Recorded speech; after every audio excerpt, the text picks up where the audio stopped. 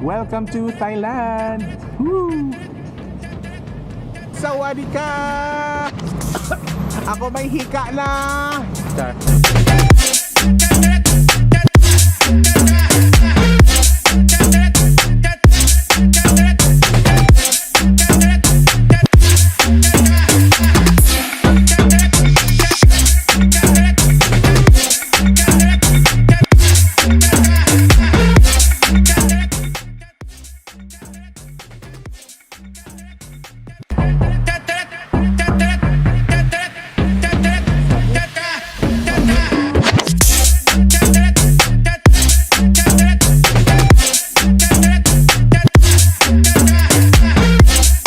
Higit 3 oras mula Pinas ay mararating ang bansang napakapayak at mayaman sa kultura, ang Bangkok, Thailand.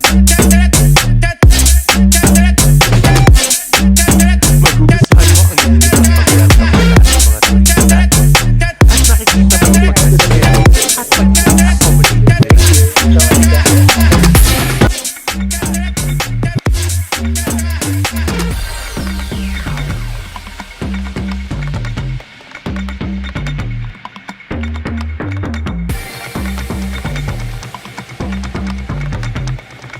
One like this.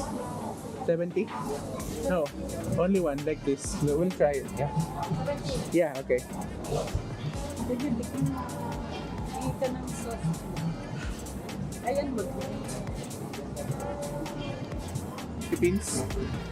Hi! Sawadee ka! สวัสดีค่ะ Hello! Hello! Sa 400 temples na pwedeng bisitahin, malls na pwedeng pagshoppingan, at higit pa riyan syempre ang food experience kahit saan. At syempre, yaman din lang na freelancer tayo. Kumain tayo. Ito ang mga pagkain tumatak sa aking day off trip sa Bangkok, Thailand. Una na riyan ang Hainanese chicken na top 1 sa listahan ko. Di nga ako nabigo dahil super duper yes ito for the tummy. Yun nga lang, siguraduhin ubusin agad itong Hainanese bago ito mapanis.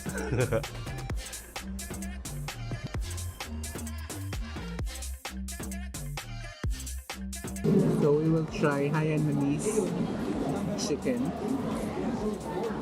Mukhang sarap. Tignan natin.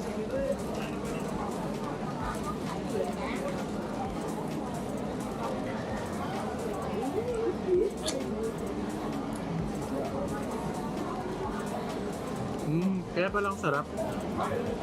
Yung sauce nila ang sarap. Chicken, yung chicken niya, ang lasa.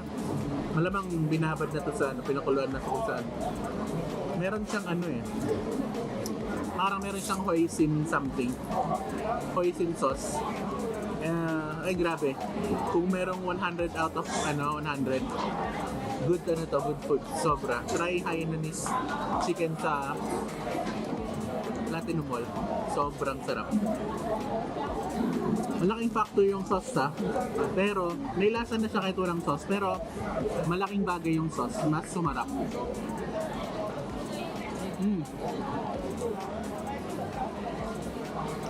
OA sa sarap, pero sa akin hindi talaga. Yung sauce, siyempre pag nilagay mo yung sauce, mas masarap. Perfect. So as usual, buko ulit tayo.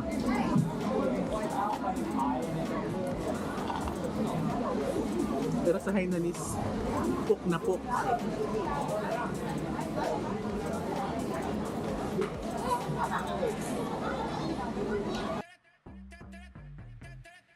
Next, itong roasted duck or Peking duck. Diyos ko Lord, patawarin. Iba itong isang to, grabe. Hitik sa linamnam. Very yummy. Peking duck is real. Hindi ito peki. Sarap. Peking duck.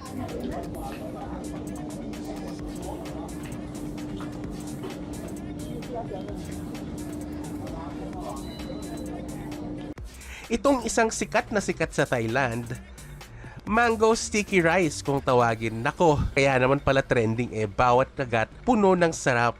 Mango sticky rice, try it now guys. Mango sticky rice. Tingnan lang natin. Then let's put one mango. Dahil hindi pwedeng madami. Ay, Diyos ko po.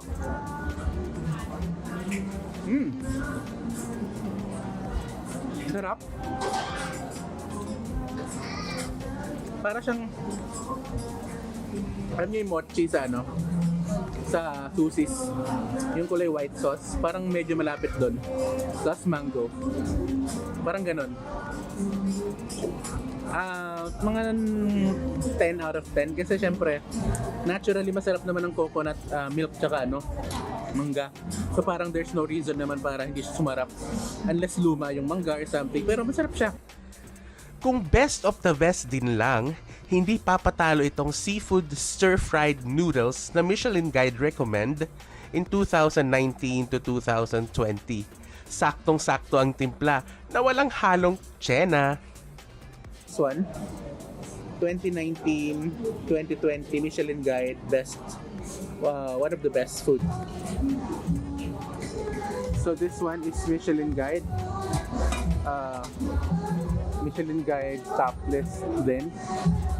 So it's called marinated seafood with gravy sauce. So Michelin Guide ng 2019 to 2020.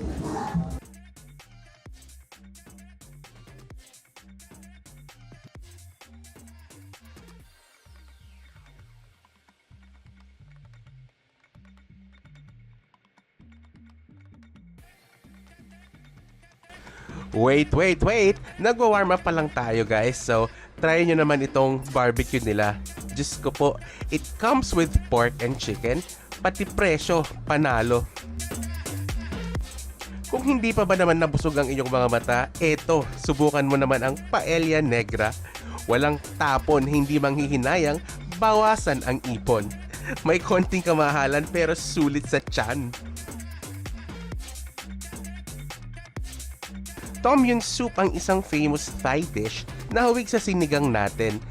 May pagka-spicy lang at yung mushroom na nilalagay ay distinct talaga ang lasa. Lasang-lasa ang herbs. I think patok ito sa adults na mahilig sa spices at yung mga galing sa night out. One like this. Number? One. Number one.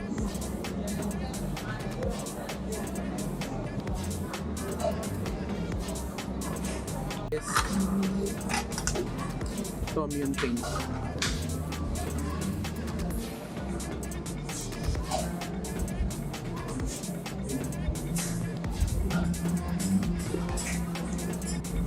Ang tapang ng lasa niya. Ang sarap. Parang may lasang ano. Parang kakaibang dahon. Hindi ko alam kung ano yun.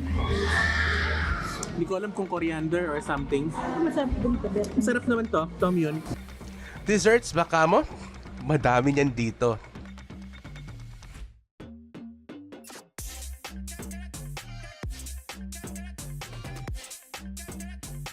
The video.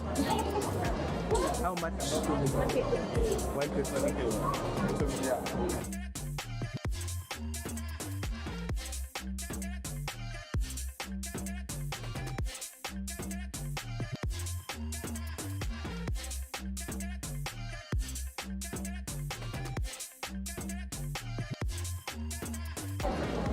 How much?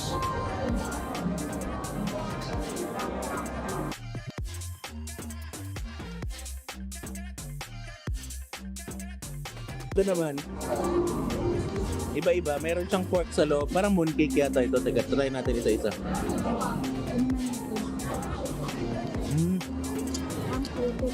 Masang ano? Parang mooncake. Ito.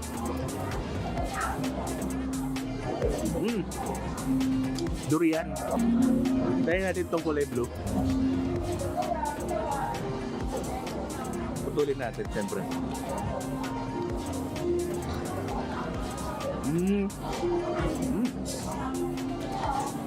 Yan pala sinasabi nung nagtitinda kanina na meron pork. So let's try the pink one. Paano lasa nito?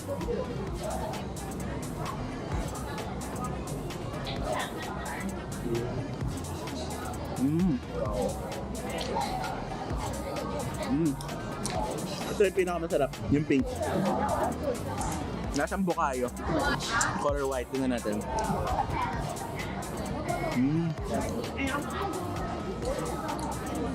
Coconut. Siya.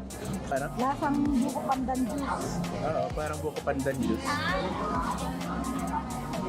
Sarap naman. Parang ano, bilo-bilo na may ano, iba-ibang flavor. Galing. So this one, try natin to.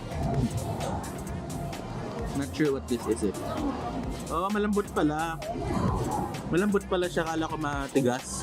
Kala ko bao. Try natin. Ang sarap. So, I also this one. Try natin yung orange.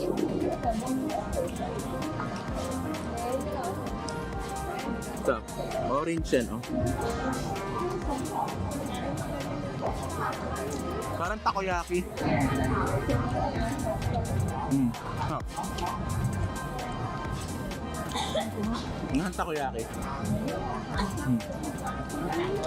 Takoyaki na medyo matamis.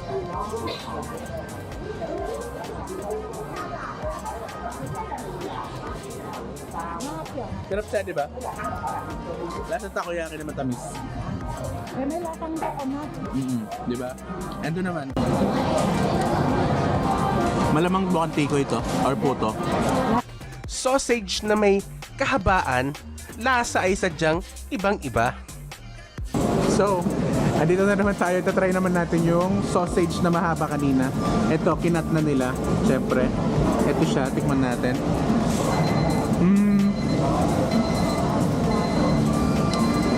No.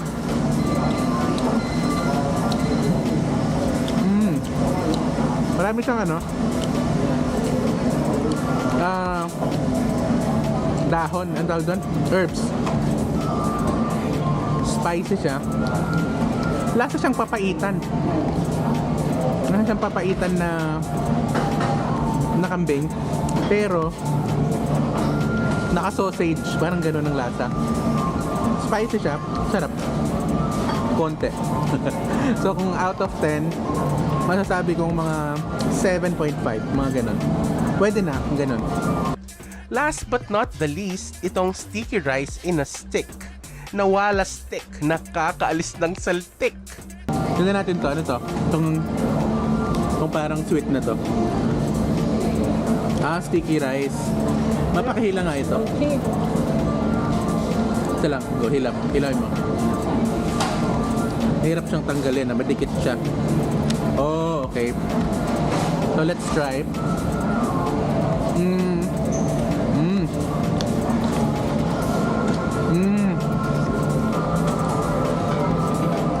Alam mong ano, sticky rice siya syempre, pero ang lasa niya, alam mo yung potato marble sa Samji, parang ganun.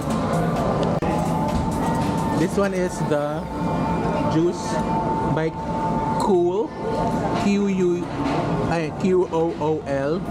juice, tapos Papa juice. Tingnan natin kung masarap.